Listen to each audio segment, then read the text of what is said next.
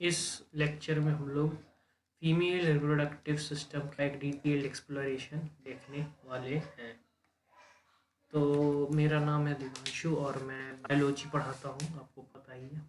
तो चलिए शुरू करते हैं आज का लेक्चर। इस लेक्चर में हम लोग कंप्लीट करेंगे पहला एनाटॉमी कैसा होता है फीमेल रिप्रोडक्टिव ऑर्गन्स का, menstrual cycle, ovulation and fertilisation, pregnancy and fetal development, childbirth and delivery, postpartum changes and recovery, common reproductive health issues, कैसे रिप्रोडक्टिव हेल्थ को मेंटेन करना है, कॉन्ट्रासेप्टिव डिवाइस। ये बहुत बेसिक लेक्चर है। डिटेल्ड में मैं इसमें उतना नहीं लिखा, बट मैं थोड़ा मोड़ा डिटेल में जाऊंगा एंड और जो भी चीज़ है उसको एक्सप्लेन करने की कोशिश करूँगा। तो चलिए शुरू करते हैं। तो पहला जो आता है वो आता है ओवरीज के ऊपर। तो यहाँ क्या लिखा, ovaries are two almond shaped organ that play crucial role in female reproductive system. These organs are responsible for production of egg, producing egg, egg का production होता है इसमें। एग का क्या होता है, प्रोडक्शन होता है। अब एग जो होता है वो ओवरीज प्रोड्यूस करता है, और एग प्रोडक्शन कब शुरू स्टार्ट होता है, ये एम्ब्रियो में। एम्ब्रियो में यानी कि बिफोर बर्थ, बिफोर बर्थ जितना बनना रहता है एग, जितना एग बनना रहता है, एग प्रोड्यूस होना होता है, वो हो जाता है आफ्टर बर्थ। आफ्टर बर्थ कुछ प्रोड्यूस नहीं होता, nothing produce.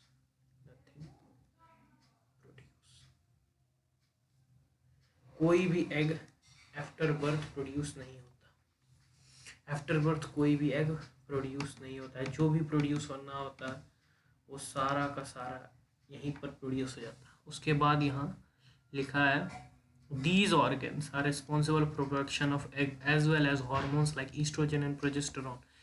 Estrogen and progesterone बनाता कौन है, ओवरीज, लेकिन बोलता कौन है बनाने, वो आपका होता है हाइपोथैलेमस।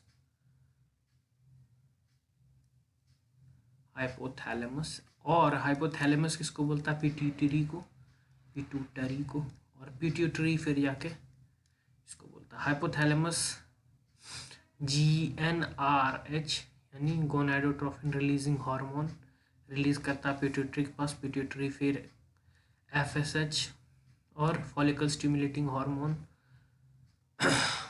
और रिलीज करता है, जो कि ईस्ट्रोजन और प्रोजेस्टेरोन क्रिएट करता है।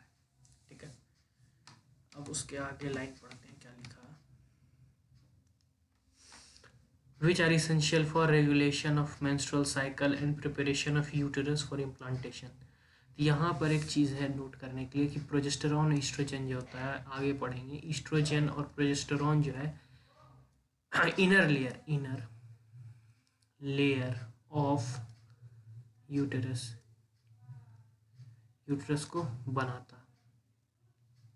यहाँ इसमें बताऊंगा कि यूटरस का कितना लेयर होता है।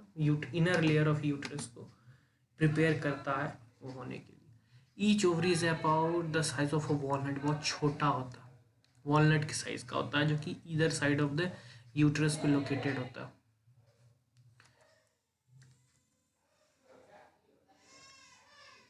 जो कि यहाँ पर देख सकते हैं, ये वाला चीज जो है ये ओवरीज है।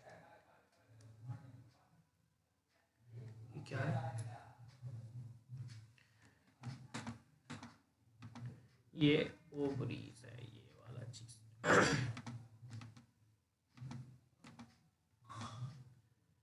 ये वाला चीज ओवरी है।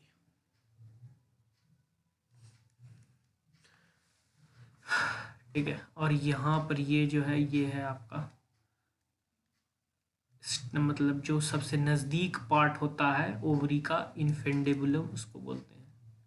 ये क्या है? ये इन्फेंडेबुलम है, ये फिलोपियन ट्यूब है और ये यूटेरस है। और ये वाला पोजीशन जो होता है ये इसको बर्थ कैनाल बोला जाता है, बर्थ कैनाल। और ये वेजाइना होता है। यहाँ पर ये जो लिखा है इसको नहीं देखना, ये क्या है क्या नहीं।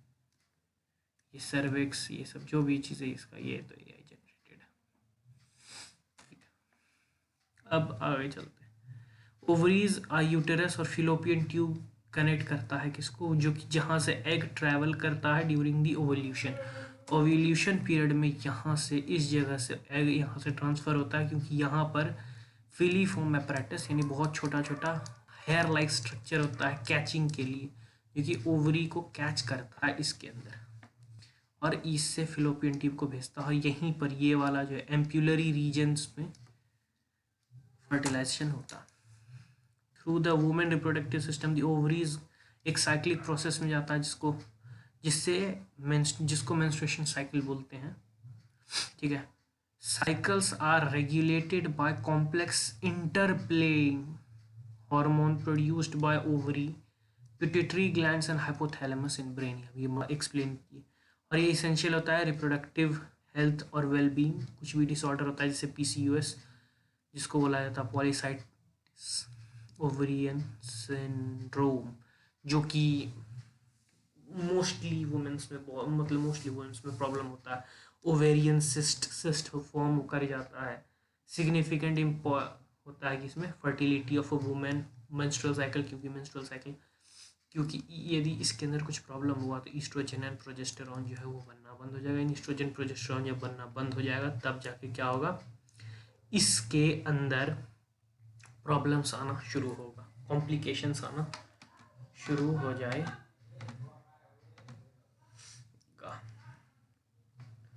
अब चलते हैं fallopian tube. Fallopian tube, two tubes connecting the ovaries to uterus where fertilization अकर।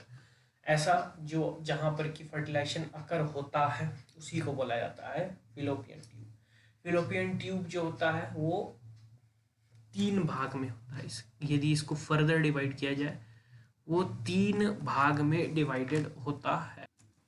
और वो 3 भाग कौन सा होता है? इस्थमस,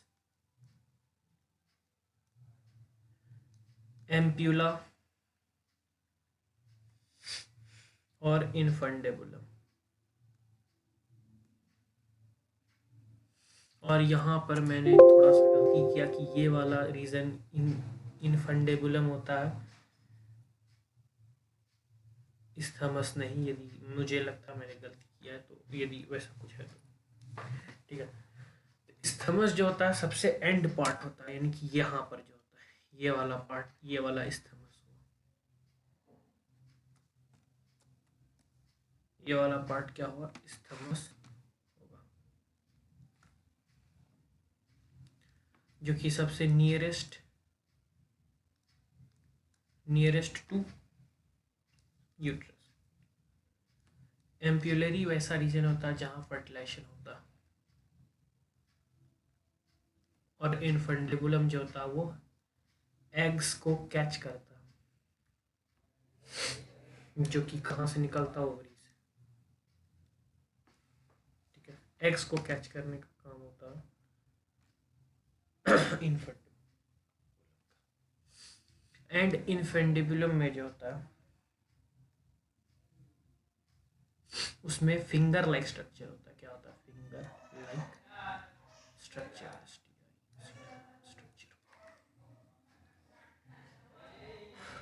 जिसको क्या बोलते हैं? फिम्ब्रियाई, जिसको क्या बोलते हैं? इम्फिम्ब्रियाई, जो कि सबसे ज़्यादा नज़दीक होता है, इवन कभी कभी ओवरलैप भी करता है। ठीक है, अब आगे चलते हैं।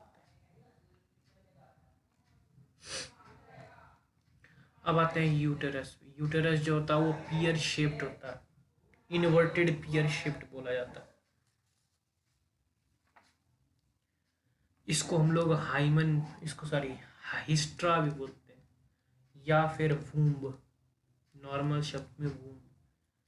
हिस्ट्रा जो हुआ वो मेडिकल शब्द होता है। इन्वर्टेड पियर शेप्ड होता है। और इसके अंदर इसका जो होता है यूटेरस जो होता है वो थोड़ा सा 3 भाग में डिवाइडेड ये भी होता है। थोड़ा सा मतलब थिक पार्ट होता है, थोड़ा मोटा होता है, जिसमें कि 3 पार्ट होता है। पहला पेरी, और इसका जो सफिक्स होता है उसको मेट्रियम बोला जाता है। मेट्रियम, जैसे पेरीमेट्रियम, मायोमेट्रियम एंड एंडोमेट्रियम। ठीक है। पेरी जो होता है, सब पेरी का मतलब होता है पेरिनियल यानी थोड़ा ऊपर वाला, इसीलिए outer covering, outer covering. Myometrium का, मायो का मतलब होता है मिडिल में, इसीलिए मायोमेट्रियम का मतलब ये हुआ मिडिल। मायो से समझ में आ रहा है मिडिल, ऐसा लगता है। और एंडो का मतलब अंदर, इसका मतलब इनर।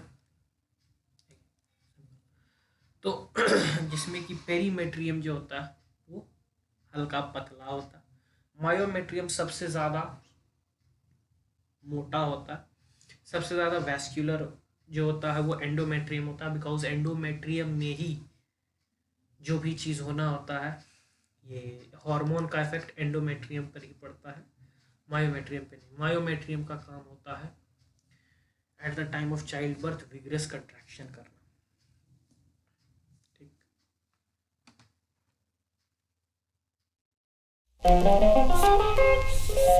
पहुंच गए यहाँ तक? वीडियो पसंद आया तो लाइक मारो। अगर आपको वीडियो पसंद नहीं आई तो गांड मराओ अपनी। तुम बहन चो तो रील ही देखो।